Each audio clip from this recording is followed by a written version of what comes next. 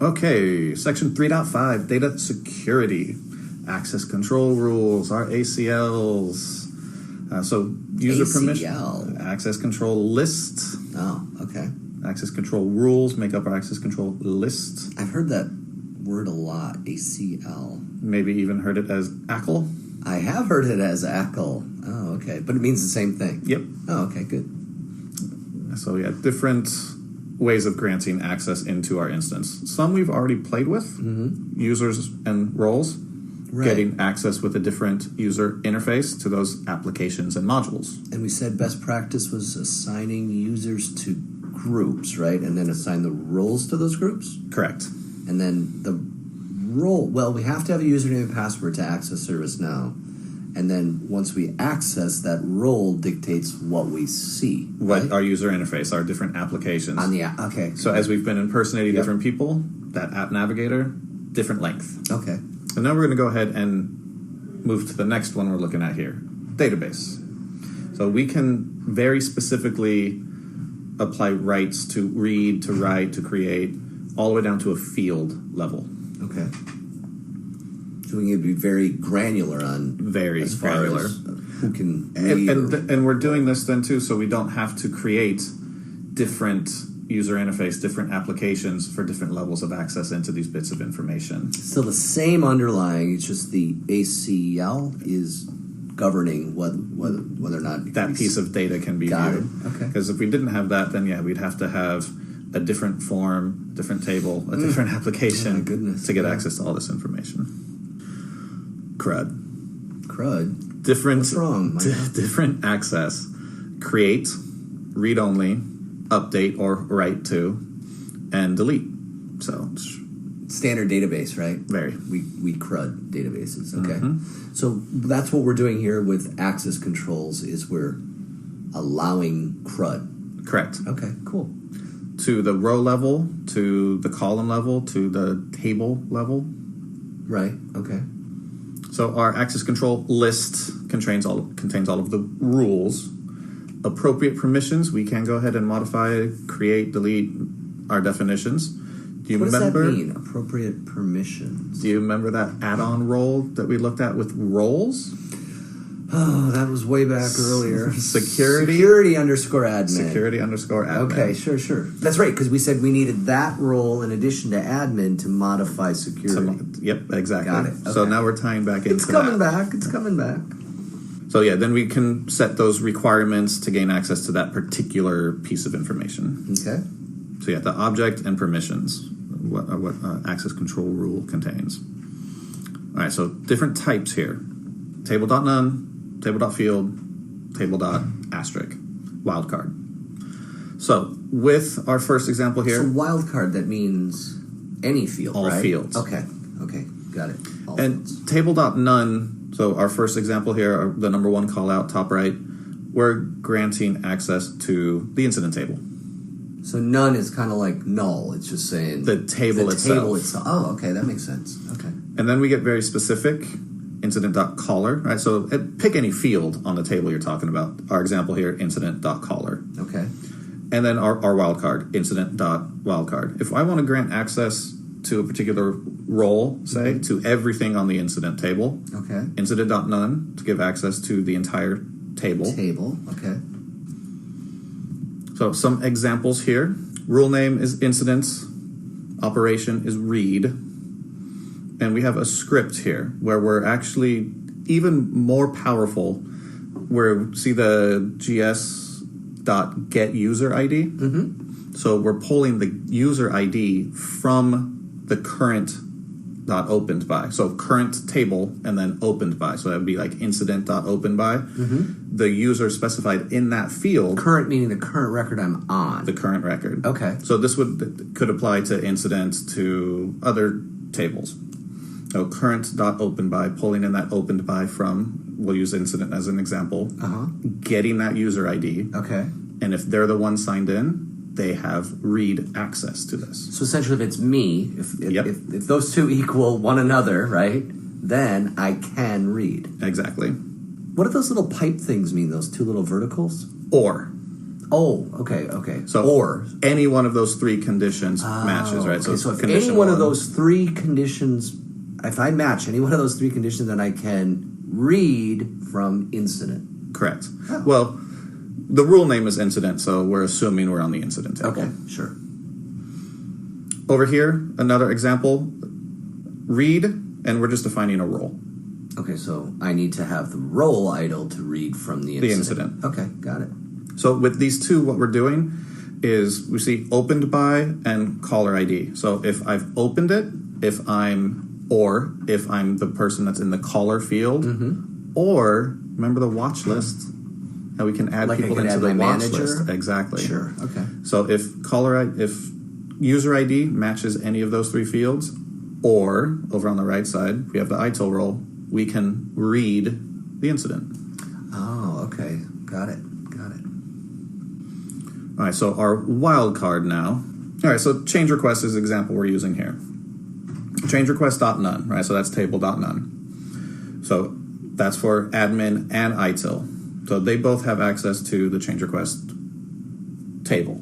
Okay, so you're saying the role admin and idle have access to change request. Okay, that's change request.none. Okay, I got that. Table.none, right? Okay. So change request.none. With change request.asterisk, admin gets read.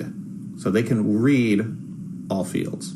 Okay, so that effectively, if I were to stop right there, that would take away the ability for idle to be able to read any field. Correct. Is that correct? Correct. Oh, okay. But then we have a very specific one that we're So applying for ITIL. I need to go another step down. Okay. Change request.type. So we're allowing the idle role to go ahead and see the type. And we see that in our graphic here with the X's over. Okay, so I think I get it. So with those three ACLs in place, admin would always see everything, right? Because they always can. We have the admin override check mark when we create an ACL. Okay. But idle, they wouldn't see the X's, I take it. Right? No. They would only see the type field. The type field. Oh, okay. So it seems to like streamline the process. Yes. Is what it does. Okay, I got it. Much simpler here. Yeah. Otherwise, I'd have to create what? 1, 2, 3, 4 ACLs. One for number, one for short description, one for state, one for planned start date. And that's just the 5 fields we see that on our we see screenshot. on here. How many fields are actually on that table? A lot, right? Because it's extended from task. Yes. Yeah, These okay. things are being put together. Very Sure. nice. So we just went through the evaluation process of these 3, but the overall evaluation process of our access controls is modeled here. Okay. So we'll start with the more simpler version over on the left, where just if we find our ACL, well, someone requests access to a piece of information, right? Like just me opening up an incident form, I'm requesting access to that information. Or it says an object. Is that like a web service or Exactly. something? Oh, okay. So Got it. not just users, but Anything tries to access service Correct. now. Okay, that makes sense. So then we look for our ACLs. Okay, so do we find any ACL rules matching object? If we have matches, we evaluate those. What does that mean? That's over here on the right. Oh, okay. So that box, So stay tuned, in other words, I guess. That's over on the Sorry, right. I get too excited. so then if no matches, Okay. we fail. We fail to close. If there's So if there are no ACLs, nobody gets access. correct. Except for admin, I'm assuming. Admin overrides. Okay. So then our evaluation process is blown up over on the right. Okay, so that's essentially that second, or I guess it's the third rectangle down there. right, After- where it says after we find evaluate matches. permissions of matching ACL rules. That's the Correct. blow up over here on the right hand. Sure. Okay, that makes sense. So our start user, or like you said, object request access. We find those ACLs, find the rules on our ACL. And so we start very specific. We start with table.field. Okay. And then we progress out to parent table. So for incident.caller, we could get out to task.caller. Okay. Right. So moving up to parent, then we start to get our asterisk rules, right? Meaning Any. what would that be in that any table? Any right? table with a that specific caller field. Okay, got it. Okay. And then any table, the table with any field, parent table, any field, just getting more and more broad, getting Sure. broader. Matches found at that level, we evaluate. Okay. We find a match at one of those levels, we Okay. evaluate that permission. Okay. If we have a fail for the very specific field on this level, we deny access To that field. to that field. Okay. If we pass on the field, we then go ahead and we continue to evaluate on our table, parent table, very broad at this level, right? Okay, so the first gray rectangle there is at the field level. The second gray rectangle with the 3, that's at the table level. Okay, so we're going from specific to general. Correct. Okay. Because like we were saying, specific is more powerful than broad. Okay. So if we have matches, we evaluate matches at the field level, we pass. Okay. We evaluate matches at the table level, we pass. We get access. Okay. If we have fails, if we have no matches, we go ahead and we deny access to that object. So no matches would mean there's no ACLs that are granting me access to incident. Correct. So that would be no match, fail. Correct. Okay. One thing about the image we have here, this arrow Yeah. should point left to right. Oh, and it currently points right to left. Correct. Okay, with that, I'm going to go ahead and get into my instance. The first thing we have to do if we want to start adjusting our ACLs, give ourselves that temporary right to adjust them. Oh yeah, you showed that earlier. The elevate or Elevate. something, right? So into our drop down where we've been impersonating, elevate roles, hit our little check mark, give ourselves that security admin access, Okay. hit OK. And that is session specific. You time out, you impersonate somebody else, you're going to have to go back in and give yourself that right again. Now we go ahead and we get over to our ACL. We have 6,500 in here. Wow. So I'm going to go So ahead. ServiceNow is pretty secure, it looks like. Yes. And very secure with the fact that it fails to close. So if you don't match one of these 6,500, you're not getting access. Sure. So these are really granting access, then, is what they're doing. Yes. Okay. So I'm going to go ahead and pop up a form. Just start filling this out. So, Micah, can I ask, what would have happened if you didn't elevate? Back here on the list view, Or even here on the form, yeah. grayed out. Oh, you would see them, but you can't do Couldn't anything edit. with them. Okay, or you couldn't create new ones either. And no new button would display right here. Okay, got it. So new, we got our form here. Okay, so record, what our operation is, create, right? So CRUD, create, read, update, what was I saying, execute. We call it right. Right. Okay. What are the other ones? Those must be unique to ServiceNow. Yes. Okay. Unique here. So we have the main 4, and then we have some that are specific into our instance. So Okay. I'm going to go ahead and say that this is to write. Okay. We have that advanced check mark we can script, where Oh, the okay. example on the slide where we had, like the get user ID, So if you check that, then what happens? we get more down here. Admin overrides, where we're talking admin has rights. So that means that the ACL doesn't apply to me if I have the role admin. Admin. Oh, okay. That makes sense. So let's go ahead and get in here. I'm going to say incident. Right, we've been picking on incident a lot. And I'm going to go ahead and say incident dot closed, which is generally just a system timestamp, right? Whenever this record was closed. Okay. So I'm going to now add a role. I'm going to say ITIL admin. So the role ITIL admin has write access to incident Close. dot closed. Okay. And generally, once it's closed, it's a grayed out, but we're granting rights in here to go ahead and give them Allow them to edit it. to edit that. Okay. But I want to even throw a filter on top of that. If it's been closed for more than a year, they don't need to go back in there and edit that field. Yeah, I wouldn't think so. Hey, there's our conditions. So hit this check mark, go Okay. ahead and apply that in there. Okay. And then, our condition. So Okay. closed on or after 3, and we'll say days ago. So that's a 3, I promise.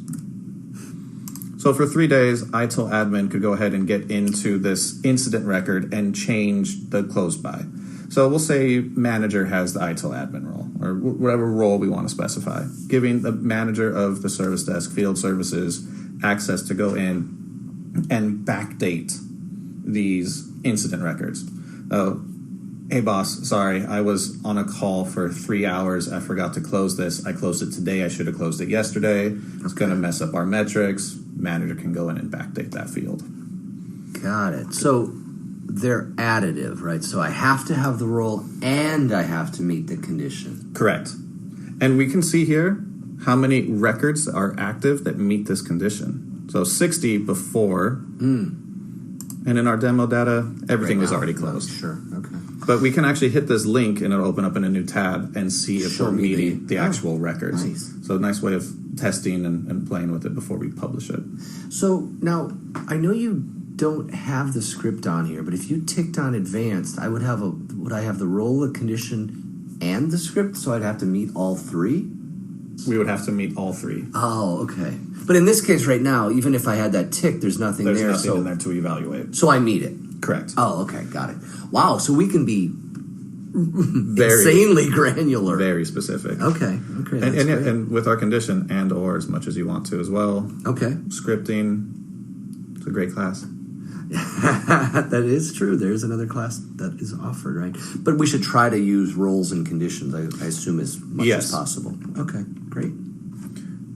Any other questions spring to mind? I don't think so. I think it's something I have to play with a few times.